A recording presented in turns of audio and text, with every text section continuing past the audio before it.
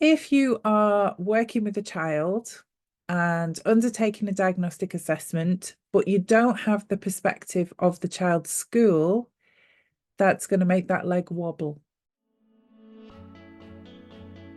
My name's Sally Ann. I've been an SpLD assessor for over 25 years. Subscribe to my channel and be the best assessor that you can be. Hello. I am here to tell you why you need a milking stool approach to your diagnostic assessment process.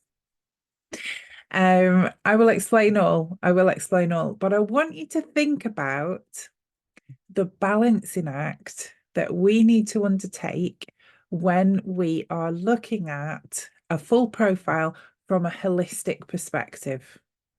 Okay, that's what we're doing with this session. So I am calling it the milking stool approach to assessing. And I promise you, you will understand why I say this. It is what all assessors need. We all need a milking stool approach when we are undertaking an assessment. Let me explain more. So if you think about the milking stool, to keep it balanced and make sure you can sit securely on it, you have 3 legs, and all 3 legs need to have equal weighting to ensure that the balance is maintained. So leg number 1 in our process involves the gathering of background information. We know that we have to do this, but do we understand how important it is to be able to gather accurately background information from reliable and relevant sources? So if you are working with a child and undertaking a diagnostic assessment, but you don't have the perspective of the child's school, that's going to make that leg wobble. If you don't have information coming forth from parents or carers, that's going to make that leg wobble. If you haven't considered things like medical conditions or developmental history or hearing or vision or visual difficulties or other things which may be impacting, you've got a wobbly background information leg. So it's going to potentially impact on the balance of your diagnostic decision. So that's why we need the first leg, because it's going to help us with our getting the full picture and making sure that we have a balanced perspective. The second leg is our testing.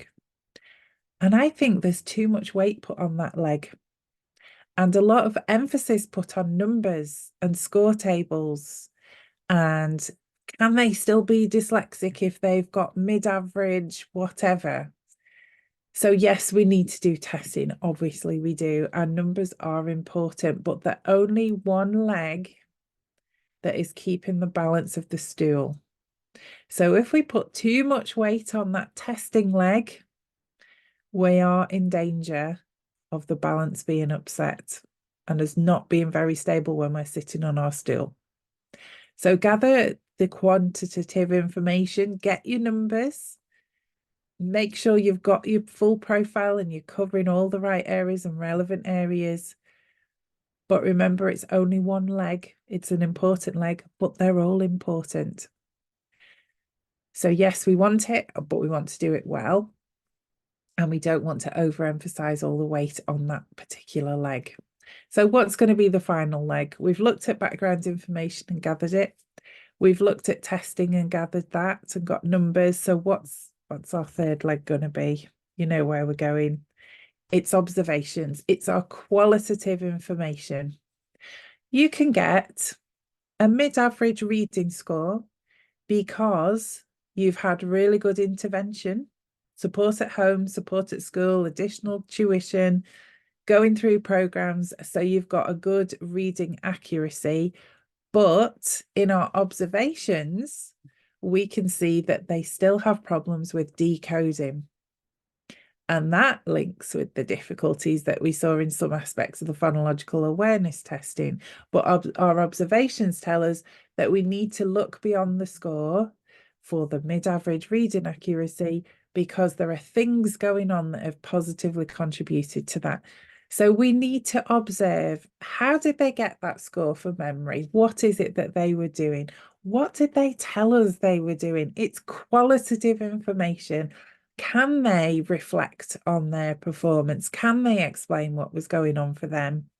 All of these things are part of our observations. And as an assessor, we must have a rock solid leg here to make sure that we are getting the full picture. So we need background information, we need testing, and we need our qualitative analysis to go alongside, which is our observations of test performance and also student or learner or pupil voice.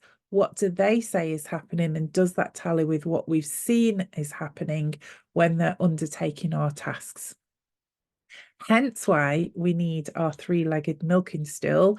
That, in my opinion, is the only way that we will gain this accuracy when we're making our diagnostic decision.